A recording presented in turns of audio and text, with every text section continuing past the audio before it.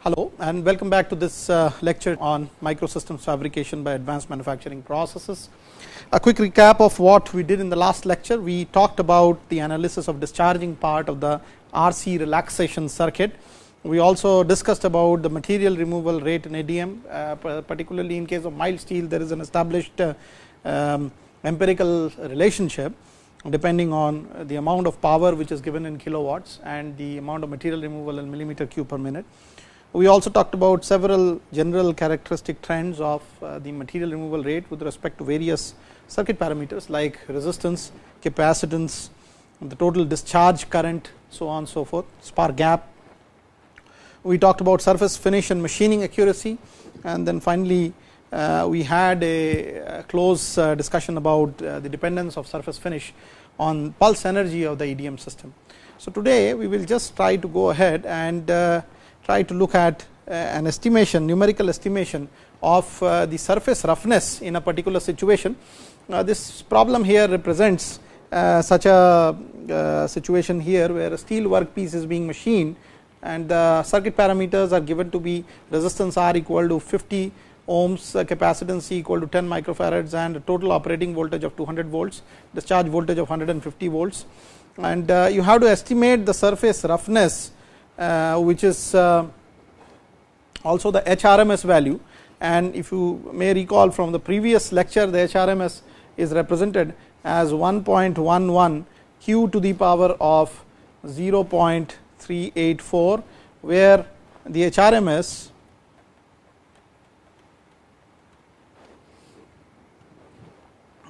is in microns and q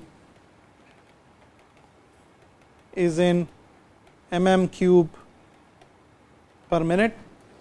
The energy here which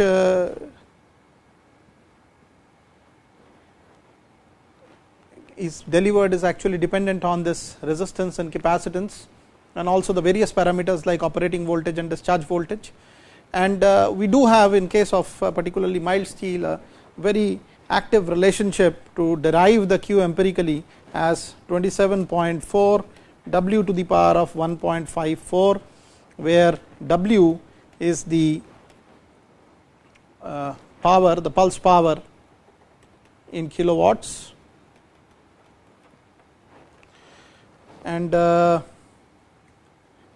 how we calculate W is by looking at the energy, which is half CVD square, and capacitance C is 10 microfarads, 10 to the power of minus 6, and discharge voltage is 150. So this comes out to be equal to 0.113 joules. This total cycle time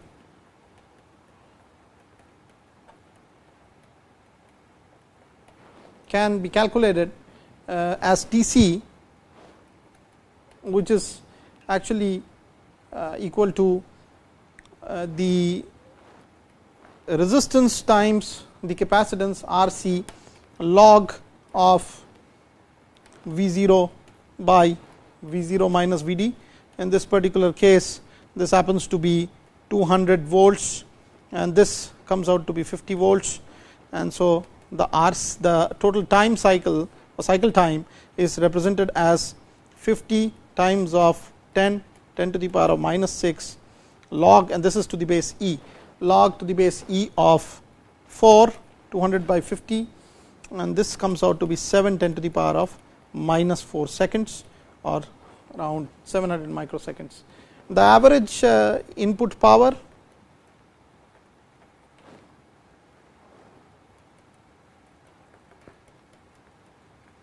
is energy per unit time, can be represented as 0.113 divided by 7 10 to the power of minus 4, that is 0.16 kilowatts, and the total Q material removal rate comes out to be 27.4 times of 0.16 to the power of 1.54 mm cube per minute, and this equals 1.633 mm cube per minute, and based on that subsequently we can find out the surface finish by using the expression HRMS equals 1.11 q to the power of 0.384, and this is 1.11, 1.633 to the power of 0.384 becomes 1.34 microns.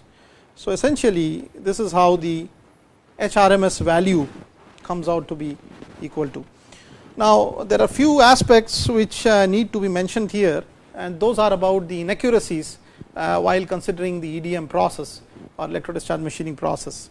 So, the main kind of problems which come in an EDM process are because of the amount of the difference in the time that a particular hole, various portions or various portions on the wall of a particular hole is exposed to in terms of receiving the sparks from the EDM machine.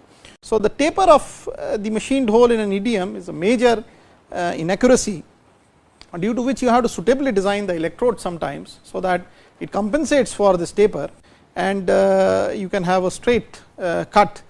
There are other problems like overcuts due to sparks at the side faces of the electrodes, and then there are errors due to the gradual change in the electrode tool shape and size. So, principally these are the three categories into which you can determine or classify all the inaccuracies produced by the EDM process. So, let us look at the details of how a taper would be produced. So, as we know that the electrode, this electrode here advances towards the workpiece, the shape of the machined hole is shown here, and if you look, when the electrode is coming here in the top portion, right about this portion, the spark exposure to this surface starts immediately, and then because of which there is local melting and there is material which goes away. But as the tool proceeds downwards, slowly the spark exposure increases to the side walls, but the tendency of the spark to formulate near this surface is still remaining. Okay, so, the surface gets exposed for a longer time.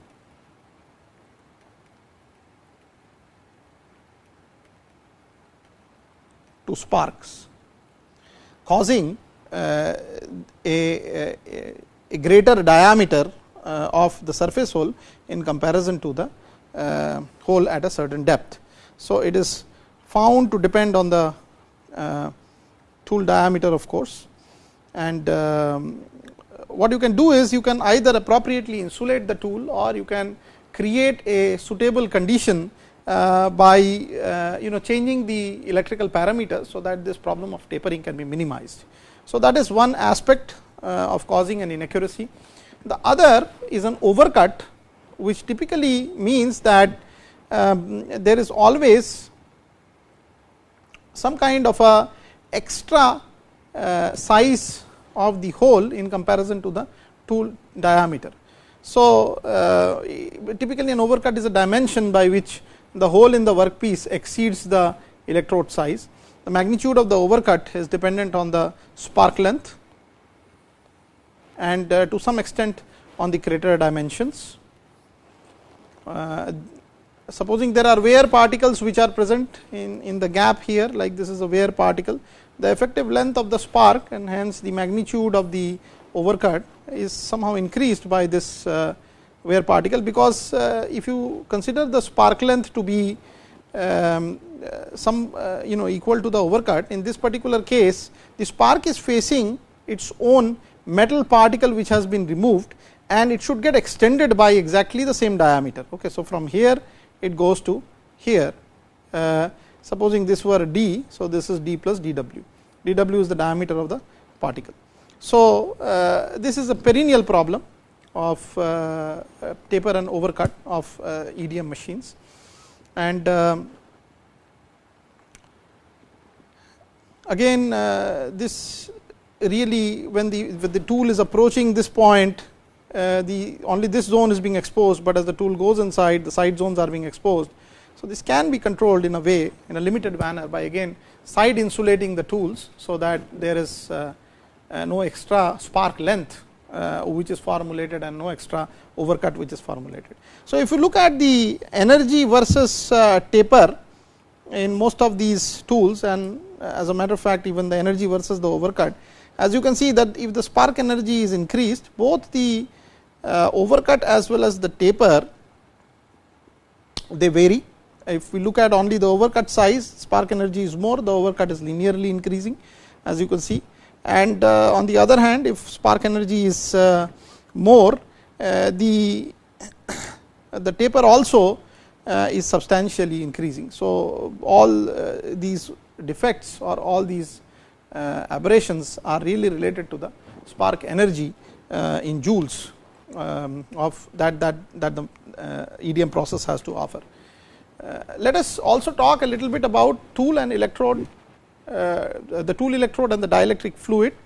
As is obvious that electrodes play a very important role in determining how successful an EDM operation could be, and how what are the different electrical parameters of an electrode also somehow matters for the formulation and generation of the spark. So, the material selection for the electrode is a very important aspect in any EDM process. Given a particular material combination of the tool and the workpiece, the other thing which is of significant importance is the tool wear, okay, the tool electrode wear, and that is because of course there is a sparking action going on continuously between the workpiece and tool. So, there is erosion which happens due to this sparking action both at the workpiece, which is the causative for all the MRR or the machining removal material removal rate, and the electrode side where actually the electrode gets melted because of repeated sparking. So, a material should be chosen which has a relatively good electrode wear characteristics, meaning thereby that it machines the workpiece, but then the electrode wear is minimum. Okay, so, one of the principal materials that is used for the tool is graphite. It goes directly into the vapor phase without any melting, and you can define this wear ratio RQ as 2.25 R theta to the power of minus 2.3. This is again an empirical relationship where the R theta is really the ratio of the melting points of the work and the tool, and RQ is the wear ratio. So, if you have a good choice and the material of the tool has a melting point which is greater than that of the workpiece, the RQ, the wear ratio, automatically improves, okay, and vice versa. So, the selection criteria of the electrode material really depends on what kind of material removal rate you need to use, what is the tool wear ratio that you are targeting, and also what is the ease of machining these electrodes, because you can have the exact negative shape of what you are going to machine on a plate, and also the cost has to be kept in mind of the particular electrode in question. So, most of the commonly used electrode materials that are used are brass, copper, graphite, aluminum alloys, copper, tungsten alloys, silver tungsten alloys, etc. The methods that are used for making the electrodes are either just normal conventional machining and sometimes micro machining with great precision and accuracy. This has become a really major aspect, and some of the example problems we will take off later on in the MEMS area are really using EDM towards the micro machining. You can also use metal spraying for developing the electrodes, or press forming as operations for these electrode materials. Normally, you prefer the EDM electrode to have circulation of the fluid to be in the near vicinity, because as the circulation increases, the material removal rate enhances. We have talked about this many times. So, therefore, it is pertinent to mention that flow holes need to be designed within the electrode which will support this circulation and make it easier, particularly considering the fact that the electrode workpiece gap is minimum in EDM operations. Okay, so, there are these holes which should be as large as possible for rough cuts and allow large flow rates at low pressures without much bending, so that there does not occur any sort of depreciation or damage to the tool surface, and at the same time it allows for enough circulation in the EDM tank. So, basic dielectric fluids which are used for EDM have the requirements of low viscosity, of course, so that they can flow easily. They should have the absence of toxic vapors, because otherwise the operator gets exposed. Chemically they should be neutral without any ionicity, so that even if they get decomposed, there is no particular deposition which would take place on the electrodes, or very minimalistic deposition which would take place at the electrodes. Should have the absence of inflaming tendency of these fluids. It should not burn up, or it should be low cost. Okay. So, typically ordinary water and sometimes mineral oil are used mostly for EDM fluids, and what is also important is that the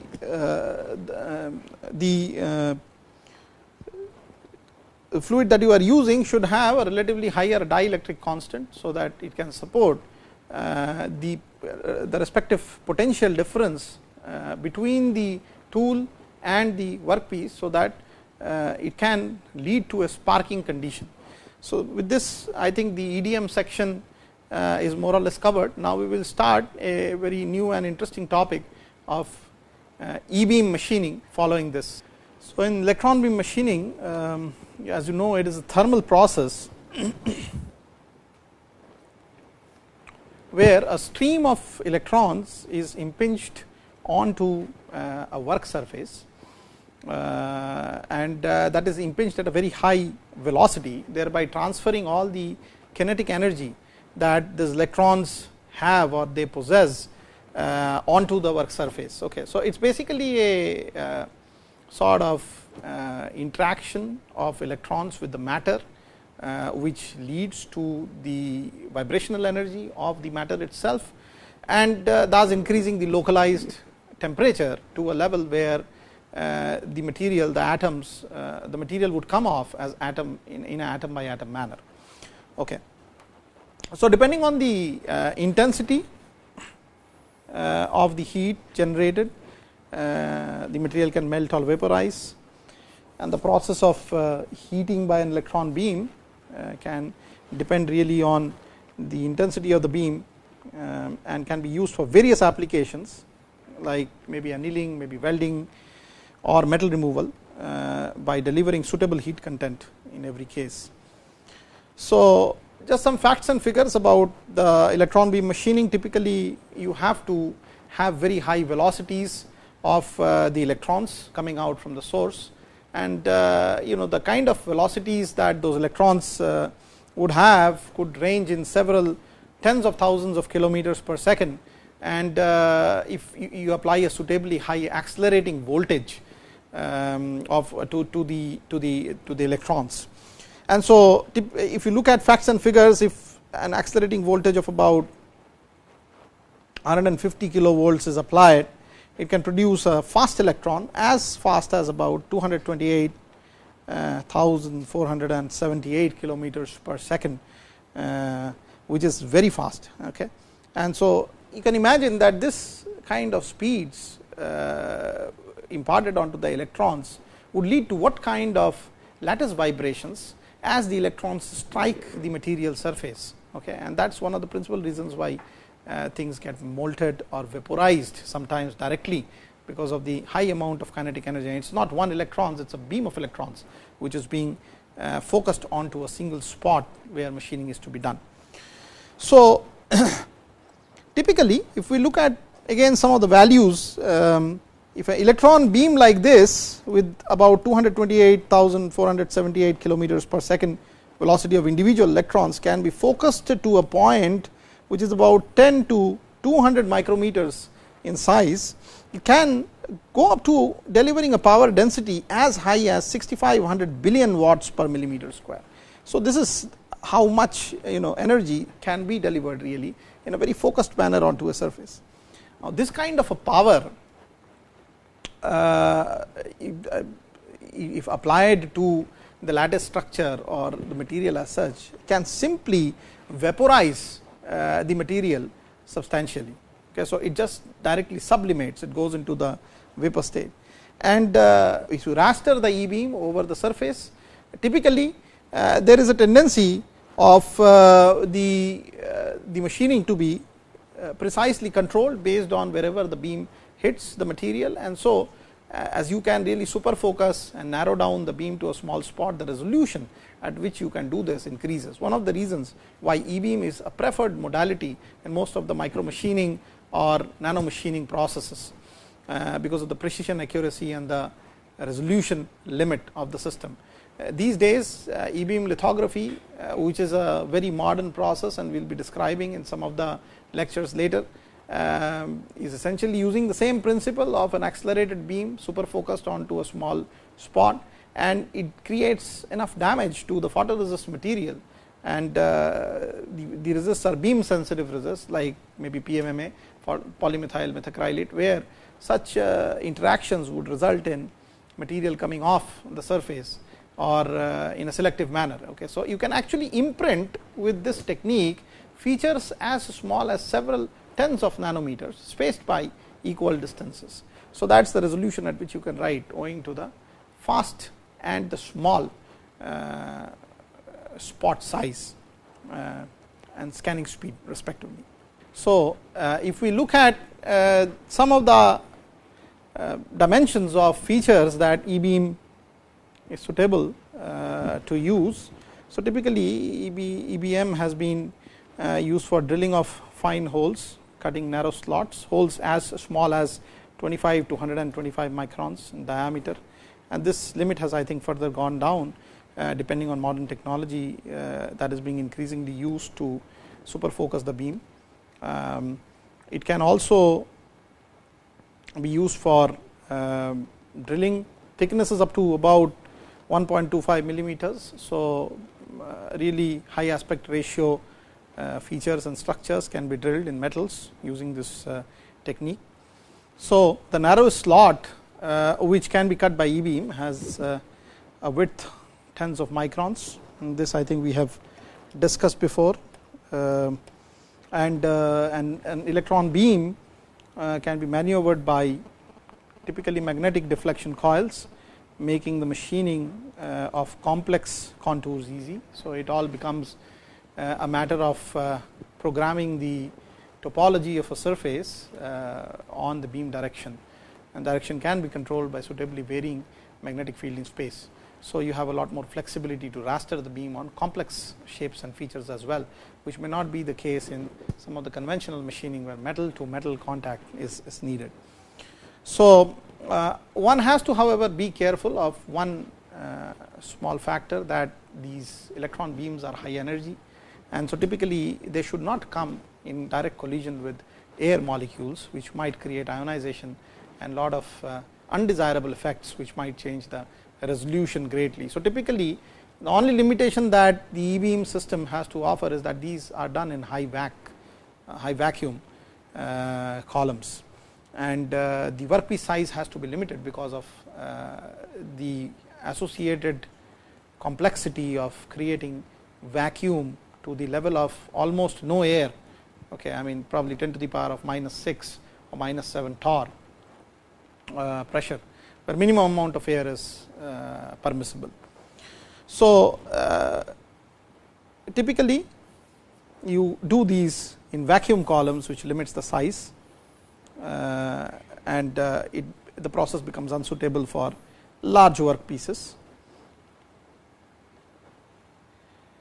And if you look at the way that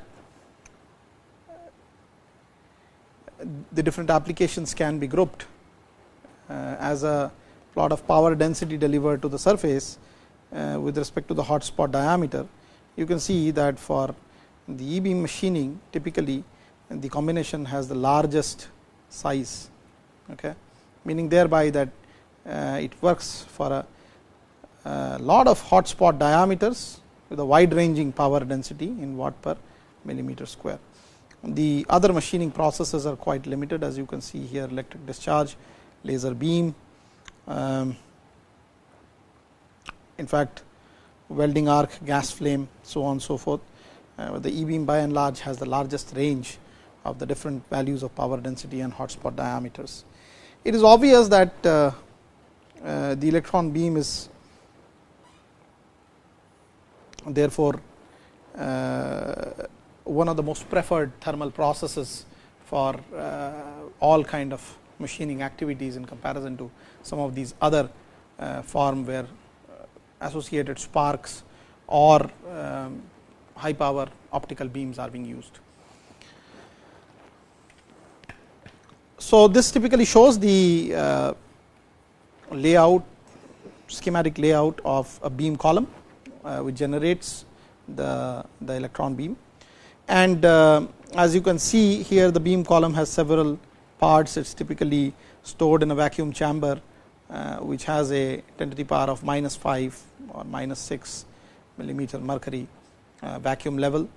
There is an electron gun which operates on the principle of thermionization, meaning thereby that this gun is heated. On its surface there is a filament, and this is also the cathode, which is electron rich. You can see the way this power supply is positioned, making this the negative electrode, and so there are huge amount of electrons which are existing in this particular region here of the electrode. There is a hot tungsten filament which heats this cathode, so that it starts thermionizing the material, and electrons come off by virtue of thermionic emissions of the surface.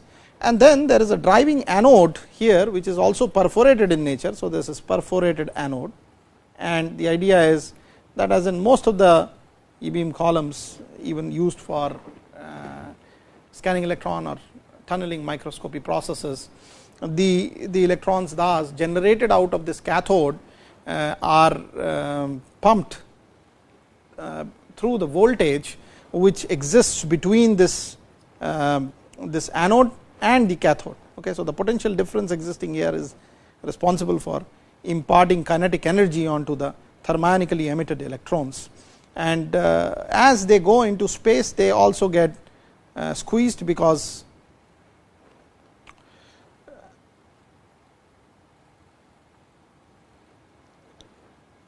of the shape of the emitter here, and in a way they are further squeezed by using electromagnetic lenses.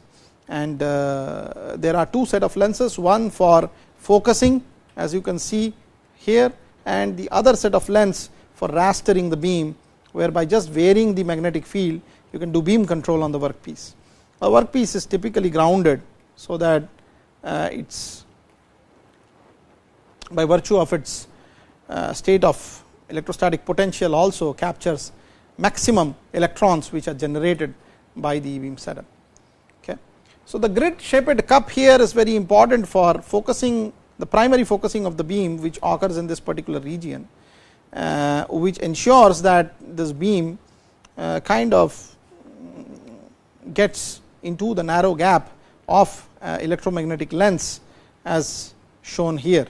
Okay, EM lens. So, when the diameter of the required hole is larger than the beam diameter, typically you can take the beam around in a circular path by changing the beam control, and this will result in a much wider area of rastering and scanning on the surface, resulting in machining. Okay. So, most holes drilled with e-beam are though characterized by small crater on the beam incident side of the workpiece. So, that is how a e-beam system operates and generates the beam. Some characteristics typical of the e-beam processes are that drill the holes that are mostly achieved by using e-beam machining processes have a short taper of 2 to 4 degrees, and particularly this is so when the sheet thickness is more than 0.1 millimeters, and the taper in this process comes by the fact that again the same principle that as the beam hits the surface and goes below or plows below the surface, there is still a tendency, because the surface is in ground potential, of the electrons to get deflected and captured by the walls, and therefore as long as the drilling process is continuing and the material comes off in a from in this cavity which is being formulated, the sides of the cavity are thereby also equally exposed, and that results in some kind of continuous removal on the sides, and they are more exposed in comparison to the bottom, the very bottom, and so therefore the slight taper.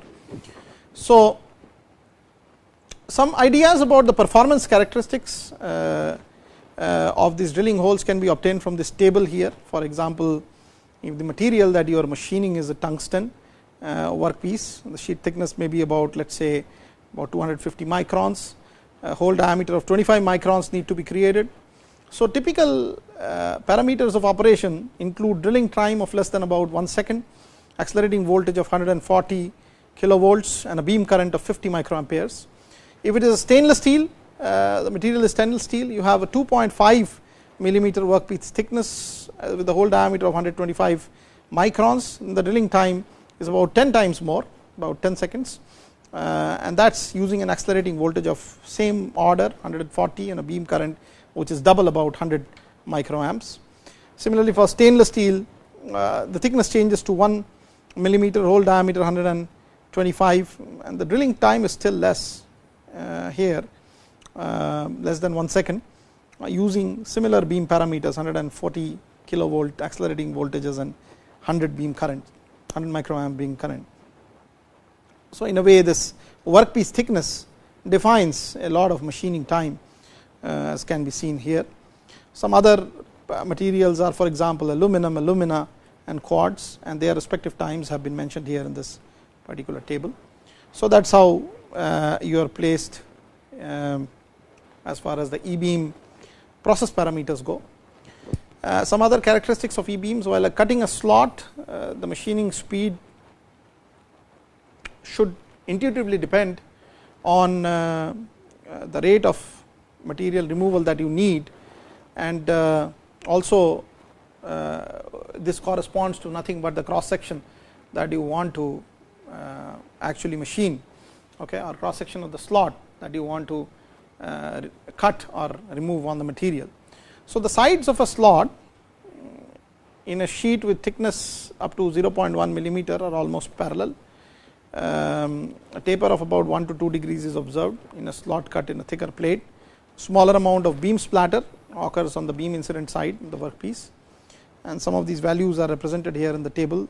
You can see that corresponding to about 175 microns thickness, slot width of about 100 microns, you can get a cutting speed of about 50 millimeters per minute with an accelerating voltage of 130 kV and a average beam current of 50 microamperes. And this changes as you go between stainless steel, tungsten, brass, alumina. Brass being a softer material, you can see that the same kind of cutting speed can be obtained for a slightly higher thickness of the workpiece with similar accelerating voltages and average beam current, which is intuitively quite feasible. So if we talk about the power requirement in a e-beam, the requirement is found to be approximately proportional to the rate of material removal. So if Q is the material removal, then this power needed is proportional to Q, and the constant of proportionality C has been mentioned here in terms of power in watts per unit material removal rate in millimeter cube per minute C. So for tungsten to iron to titanium to aluminum, you can see these different values of C as reported in this table. Let us do a quick problem to have an idea of the numerical values of the various power requirements which are increasingly felt in e-beam. So let us say we want to cut a 150 micron wide slot, which is about on a 1 mm thick tungsten sheet using an electron beam with 5 kilowatt power. Okay. So determine the cutting speed in this particular case. Let us see how the cutting speed can be found. So let the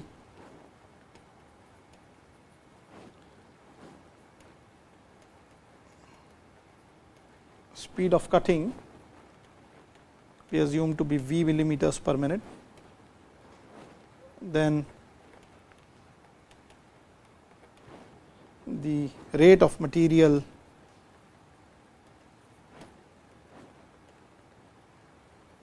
removal required is given by Q equal to 150 by 1000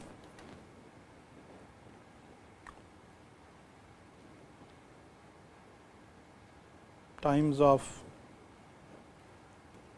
1 V millimeter cube per minute. You know that the slot is about 0.15 mm wide and about 1 mm thick. So, this volume is coming from that cross section times of the rastering speed of the beam per unit time gives you how many mm cube per minute you want to remove. And so, P in this case can be represented as C tungsten times of Q, which is 12 times of 150 by 1000 volts, and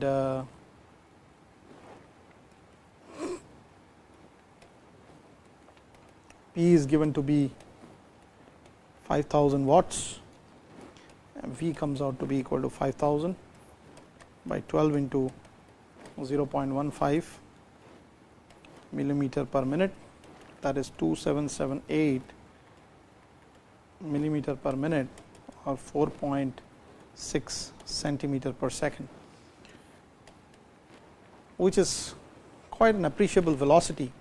So, this is the velocity at which the beam should raster on the surface for creating a cut about 150 microns wide and 1 mm thick.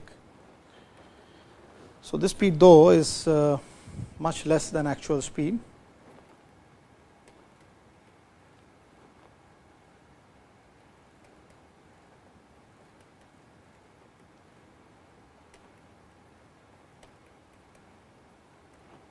And one of the reasons why the actual speed is more is that there is a huge amount of thermal dissipation from the cutting zone to the areas adjoint to it, and so that factor is not being accounted for in this particular simplistic mode of P equal to CQ material removal rate. So, let us now understand a little bit of the mechanics of how, what are the events, the sequence of events in which the material starts getting ablated from the surface as being hit upon by an E beam. So, some of facts and figures that probably we all realize are that the electrons really are the sort of very stable small elementary particles with charges in the range of 1.602 10 to the power of minus 19 coulomb. It contains a negative charge, and the amount of mass that it has is typically 9.109 10 to the power of minus 31 kg. Now, if such an electron is accelerated through a potential difference, let us say V volts, okay, the change in kinetic energy can be expressed as half into electron mass 9.1 10 to the power minus 31 times of U square minus U 0 square, and this is in eV, electron volts, right, where me is the electron mass. So, typically we already have discussed this before, that the amount of velocities that the electrons hit upon is huge. It is in the range of about hundreds of thousands of kilometers per second with which the electrons start moving because of this accelerating potential and the thermionic effect.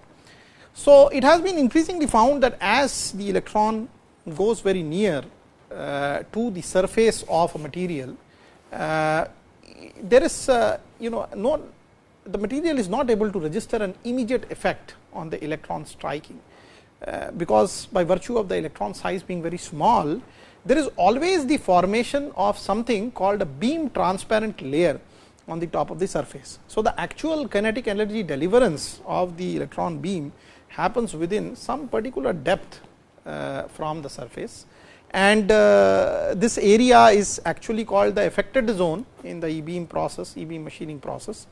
And this beam transparent layer is you can think of it as a layer which the electron velocity through which goes undetected.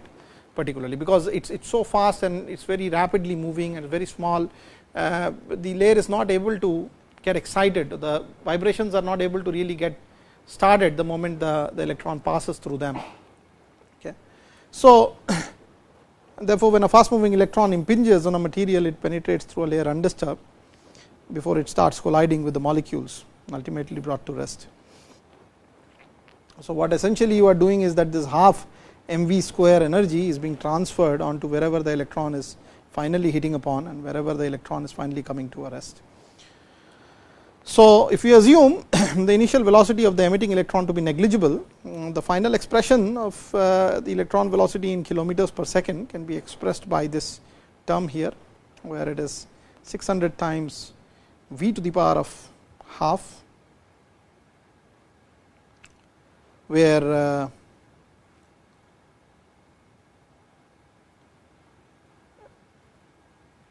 the v is basically the potential difference across which the electron is being moved, and this is really a beam parameter. So, if it is a 150 kVA kilovolt through which it moves, then this v corresponds to 150,000 value. So, it is a very high value, and that is how the u is determined for the electrons in kilometers per second.